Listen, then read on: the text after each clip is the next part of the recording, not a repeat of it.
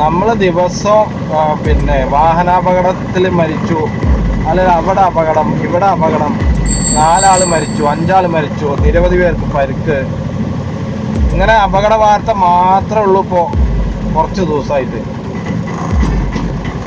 അത് റോഡിൻ്റെ പ്രശ്നമല്ല കേട്ടോ.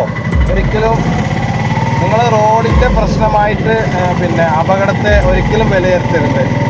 അത് നമ്മുടെ പ്രശ്നങ്ങളിലാണ് അപകടം ഉണ്ടാവുന്നത്. ഞാൻ ഓരോ ദിവസവും ദൈവത്തിനോട് പ്രാർത്ഥിക്കൽ എന്താ അറിയോ, ഇന്നെയാണ് കൊണ്ടുപോണേ, ഏതെങ്കിലും വല്ല വണ്ടി വന്ന് ഇടിക്കണേ. അല്ല, കാര്യമായിട്ട് പറയണേ, ഇത് പിന്നെ സിമ്പതിയും പിന്നെ മണ്ണാങ്കട്ടയൊന്നുമല്ല. ശരിക്കും ഞാൻ പ്രാർത്ഥിക്കണ തന്നെയാണ്, ഒന്ന് കൊണ്ടുപോകുമോ. എങ്ങനെ ഒന്നാമത് എന്താ വെച്ച് കഴിഞ്ഞാൽ, നമുക്ക് നമ്മളെ മനസ്സിലാക്കാൻ ആരും ഇല്ല. ആരും അറിഞ്ഞുകൊണ്ട് ചുരുക്കം പേര് മാത്രമേ ഉള്ളൂ. പക്ഷെ അവർക്ക് നമ്മോട് ഇടപഴകണമെന്നും നമ്മുടെ കൂടെ ഇരിക്കണം എന്നൊക്കെ അവർക്ക് ആഗ്രഹമുണ്ട്. പക്ഷെ അവർക്ക് വേറെന്തോ തിരക്ക്. ഇത് പല ആൾക്കാരെയും അവസ്ഥയും ഒരാളെ മാത്രമല്ല, പല തരത്തിലുള്ള അവസ്ഥകളുണ്ട് കേട്ടോ. എല്ലാവരും ഉണ്ടായിട്ട് ഒറ്റയ്ക്ക് ജീവിക്കുന്ന ആൾക്കാരുണ്ട്, ഒറ്റയ്ക്ക് ജീവിച്ചിട്ട് എല്ലാവരും കൂടി നടന്ന് ആസ്വദിക്കുന്ന ആൾക്കാരുണ്ട്, ആസ്വദിക്കാൻ കഴിഞ്ഞിട്ടും ആസ്വദിക്കാതെ മിണ്ടാതെ നടന്നു പോകുന്നവരുണ്ട്. പല പല പല അവസ്ഥകളാണ്. അപ്പോൾ ഇതിൽ അപകടത്തെക്കുറിച്ച് പറയുമ്പോൾ, അവിടെ ഉണ്ടായ ആക്സിഡൻറ്റിന് കാരണം ഡ്രൈവർ ഉറങ്ങിയെന്നാണ് മോട്ടോർ വെഹിക്കിൾ ഡിപ്പാർട്ട്മെൻറ്റിൻ്റെ പ്രാഥമിക. അപ്പോൾ ശരിക്കിപ്പോൾ മരിച്ചുപോയ ആൾക്കറിയാം എങ്ങനെയാണ് മരിച്ചതെന്നുള്ളത്. പക്ഷെ അത് അയാൾ പറയാതല്ലേ പോണത്. ഇപ്പോൾ 4 പേരും എന്ന് പറഞ്ഞു കഴിഞ്ഞാൽ, അത് അമ്മാരി ഇടിക്കണം എന്നുണ്ടെങ്കിൽ ആ കാറിൻ്റെ അവസ്ഥ നിങ്ങൾ ന്യൂസ് ചാനലിൽ കണ്ടിട്ടുണ്ടാവും. ഞാൻ ഈ പ്രത്യേകം എടുത്ത് കാണിക്കണ്ട, എന്നാലും എങ്ങനെയാണ് അതിൻ്റെ അവസ്ഥ അത്. അപ്പോൾ തെറ്റ് നമ്മുടെ ഭാഗത്തുണ്ട് കേട്ടോ. ഈ ലോങ് യാത്രയ്ക്ക് പോകുമ്പോൾ നിങ്ങൾ പരമാവധി ശരീരത്തിന് റെസ്റ്റ് കൊടുക്കണം. ഉറക്കം വരികയാണെങ്കിൽ ഉറങ്ങണം, ക്ഷീണമുണ്ടെങ്കിൽ കുറച്ച് നേരം വിശ്രമിക്കണം. അതിനൊക്കെ റോഡുകളിൽ റെസ്റ്റ് ഏരിയ ഉണ്ടാവും, അവിടെ നിങ്ങൾക്ക് വിശ്രമിക്കാം. കുറച്ച് നേരം ഒരു 5 മിനിറ്റ് നടക്കാം. അതൊക്കെ ഈ ഡ്രൈവിങ്ങിൽ വരുന്ന സംഭവം തന്നെയാണ്. അല്ലാതെ ഡ്രൈവർ സീറ്റിൽ കയറി ഇരുന്നിട്ട് അങ്ങോട്ട് ഡ്രൈവ് ചെയ്യാന്നല്ല. നമുക്ക് ശരീരം ഉണ്ടെങ്കിലല്ലേ നമുക്ക് ഡ്രൈവ് ചെയ്യാൻ കഴിയുള്ളൂ. അല്ലാതെ പിന്നെ വേറൊന്നുണ്ട് കേട്ടോ, നിങ്ങൾ ഈ ചെറിയ വണ്ടി, കൂടുതൽ ഈ ബൈക്കിലൊക്കെ പോണവർ ഹെൽമെറ്റ് വെക്കാതെയാണ് അധികം വണ്ടി ഓടിക്കണേ. അത് തെറ്റ് തന്നെയാണ്.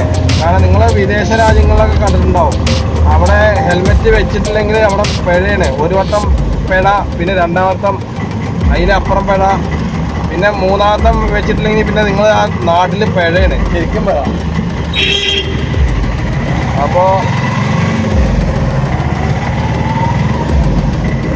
അപ്പോൾ നിങ്ങൾ മനസ്സിലാക്കേണ്ട എന്താ അറിയോ, അതേപോലെ കാറിൽ കൂടുതൽ പേര് യാത്ര ചെയ്യുന്നതും സീറ്റ് ബെൽറ്റ് വെക്കാതെയാണ്. ബെൽറ്റ് ഉണ്ടാവില്ല, സീറ്റ് ബെൽറ്റ് ഇട്ടിട്ടുണ്ടാവില്ല. അവർക്ക് അറിയാം സീറ്റ് ബെൽറ്റ് ഇടണമെന്ന്. ഈ അപകടത്തിന് മെയിൻ കാരണം സീറ്റ് ബെൽറ്റാണ്. അതെന്താ അറിയോ, നിങ്ങൾ സീറ്റ് ബെൽറ്റ് ഇട്ടിട്ടുണ്ടെങ്കിൽ എയർ കംപ്രഷൻ എന്ന് പറഞ്ഞ സാധനമുണ്ട്, അത് എയർ ബാഗ്.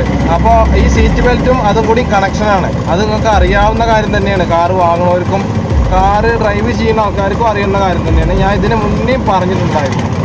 അപ്പോൾ ഇത് കണക്റ്റ് ആക്കി കഴിഞ്ഞാൽ മാത്രമാണ് നിങ്ങൾക്ക് എയർ ബാഗ് വർക്ക് ചെയ്യുള്ളൂ. അപ്പോൾ ഇത് അങ്ങനെയും വരാം. എയർ ബാഗ് ഉണ്ടെങ്കിൽ പകുതി പരിക്കുകളോടെ രക്ഷപ്പെടാമെന്നാണ് പറയുന്നത്. ഇനി മരിച്ചിട്ടില്ലെങ്കിലും നിങ്ങൾക്ക് ആൾക്കാരെ കണ്ട് കിടക്കുകയും ചെയ്യാം. അപ്പോൾ എപ്പോൾ പോയ കാറില്ലേ, ആ കാറിൽ ആ ഡ്രൈവർ സീറ്റ് ബെൽറ്റ് ഇട്ടിട്ടില്ല. അപ്പോൾ അവർക്ക് ബാലൻസ് കിട്ടില്ല. ഡ്രൈവർ സീറ്റിൽ ഇരുന്നിട്ട് വണ്ടി അങ്ങോട്ടും ഇങ്ങോട്ടും തിരിയുമ്പോൾ ബാലൻസ് കിട്ടില്ല. സീറ്റ് ബെൽറ്റ് ഉണ്ടെങ്കിൽ നമ്മൾ ഒതുക്കത്തോടു കൂടി ഇരിക്കും. നമ്മൾ എന്നിട്ട് ഒതുക്കത്തോടു കൂടി നമ്മൾ ഡ്രൈവ് ചെയ്യും. അതാണ് സീറ്റ് ബെൽറ്റിൻ്റെ പ്രത്യേകത. അപ്പോൾ നിങ്ങൾ ചെയ്യേണ്ടത് എന്താ വെച്ച് കഴിഞ്ഞിട്ടുണ്ടെങ്കിൽ സീറ്റ് ബെൽറ്റ് ഇടുക. അതേപോലെ ചെറിയ വാഹനങ്ങളിൽ നിങ്ങൾ പിന്നെ ബൈക്ക്, അതിനൊക്കെ നിങ്ങൾ ഹെൽമെറ്റ് ധരിച്ചിട്ട് നിർബന്ധമായിട്ട് പോവുക. അതേപോലെ ഈ ഹെൽമെറ്റിൽ ക്ലിപ്പ് ഇടാതെ കുറേ ആൾക്കാർ പോകുന്നുണ്ട്. ഹെൽമെറ്റിൻ്റെ ക്ലിപ്പ് ഇട്ടില്ലെങ്കിൽ നിങ്ങളെ തല ഉണ്ടാവില്ല, നിങ്ങളെ തല കൊള്ളില്ല, ഒന്നിനും കൊള്ളില്ല. പിന്നെ ചിരിക്കാനും കൂടി നിങ്ങൾക്ക് ബുദ്ധിമുട്ടാവും. മറ്റുള്ളവർ ചിരിക്കാൻ വരില്ല പിന്നെ, അങ്ങനെയൊക്കെ ഉണ്ട് കേട്ടോ. അപ്പോൾ അവിടെ ഉണ്ടായത് ആ ഡ്രൈവറുടെ പ്രശ്നം തന്നെയാവും. പിന്നെ ഞാൻ കഴിഞ്ഞ 3 വീഡിയോയിൽ പറഞ്ഞിട്ടുണ്ടായിരുന്നു, നിങ്ങൾ കേട്ടിട്ടുണ്ടോ എന്ന് എനിക്കറിയില്ല. ഈ കാറിൽ യാത്ര ചെയ്യുന്നവർ കൂടുതലും ഗ്ലാസ് ഫുള്ള് പൊക്കിയിട്ടാണ് പോകുന്നത്. അപ്പോൾ ഇവർക്ക് അതിൻ്റെ എയർ സർക്കുലേഷൻ ഉണ്ടാവില്ല. ഞാൻ പറഞ്ഞിട്ടുണ്ടായിരുന്നു, പറഞ്ഞ തന്നെ പറയാമെന്ന് പറയരുത്. അപ്പോൾ നമുക്ക് ഇത്രയും മരണങ്ങൾ സംഭവിച്ചിട്ട് പോലും നമ്മൾ അത് ശ്രദ്ധിക്കുന്നില്ല. അത് അവർക്കല്ലേ പറ്റി, എനിക്ക് പറ്റൂല, എനിക്കൊന്നും അങ്ങനെ സംഭവിക്കൂല. അതാണ് ഇപ്പോൾ ഏതൊരു വണ്ടി ഓടിക്കുന്ന ആളും ശ്രദ്ധിക്കുന്നതും വിചാരിക്കുന്നതും. അപ്പോൾ ഈ ഗ്ലാസ് പൊന്തിച്ച് ഫുള്ള് പോയി കഴിഞ്ഞാൽ നമ്മൾ ഈ പുറത്തെ വായും അകത്തെ വായും കൂടി തമ്മിൽ ഒരു ബന്ധം ഉണ്ടാവില്ല. ഈ ബന്ധം ഉണ്ടാവണമെങ്കിൽ എന്ത് വേണമെന്നറിയോ, കുറച്ച് ഗ്ലാസ് താഴ്ത്തി വെക്കണം. അപ്പോൾ താഴ്ത്തി വെച്ചാൽ മാത്രമാണ് നമുക്ക് കാറും അതേപോലെ ഈ വായും റോഡും കൂടി തമ്മിലൊരു ബന്ധം ഉണ്ടാവുള്ളൂ. 3 എണ്ണം കൂടി ബന്ധമുണ്ടെങ്കിൽ മാത്രമാണ് നമുക്ക് കാറിനെ അല്ലെങ്കിൽ സ്പീഡ് പോണ ഏതൊരു വസ്തുവിന് നമുക്ക് പിടിച്ചു നിർത്താൻ കഴിയുള്ളൂ, അല്ലെങ്കിൽ നമ്മുടെ പരിധിക്ക് നിർത്താൻ കഴിയുള്ളൂ. അപ്പോൾ അതൊന്നും അറിയില്ല.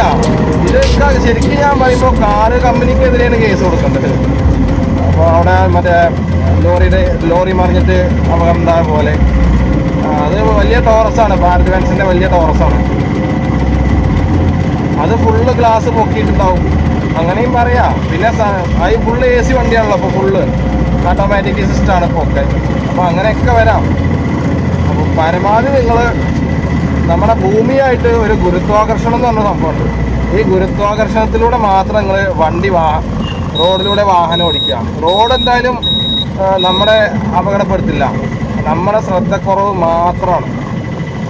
അപ്പോൾ ഞാൻ ഡ്രൈവ് ചെയ്യുന്ന എല്ലാ ഡ്രൈവർമാരോടും എനിക്ക് ഇത് മാത്രമേ പറയാനുള്ളൂ. നിങ്ങൾ നമ്മളെ കാത്തിട്ട് ഒരുപാട് പേരുണ്ട് ഈ ലോകത്തിൽ, നമ്മുടെ സന്തോഷം കാണാൻ, നമ്മുടെ പുഞ്ചിരി കാണാൻ.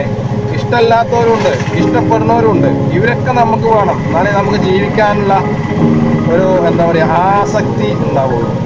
അപ്പോൾ ശ്രദ്ധിക്കുക.